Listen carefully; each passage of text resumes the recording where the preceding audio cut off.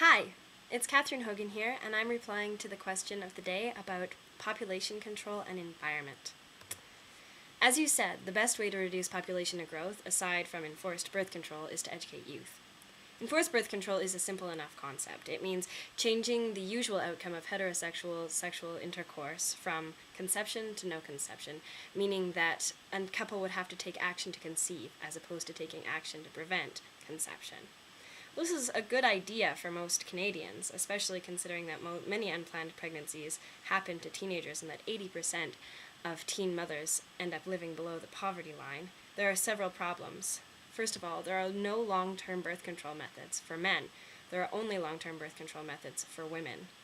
Environmental integrity is hugely important, and it's obviously a priority for Canadians, but not when it comes as an enforced sexual double standard, and especially when there are other more ethically viable options available. One of the first things that I would do as Canada's next great Prime Minister would be huge education reforms. And this would start with a mandatory sex education policy. The curriculum could be modified to meet the religious needs of the community and the desires and wishes of the parents. However, abstinence-only sex education would be abolished.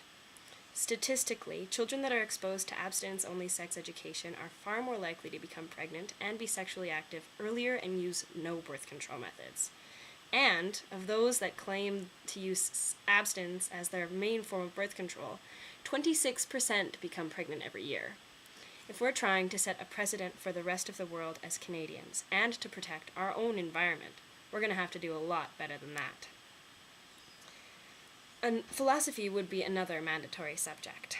In order for the environment to be protected, it has to be recognized as a member of the land community, and therefore subject to the same rights as humans. This curriculum would teach children how to respect the lives of the land community, of the plants, animals, and soil, and therefore to live as responsible members of that land community. Reducing their own consumption as much as possible and making informed choices that take the environment into account. Compared to the rest of the world, Canada has a very low population density.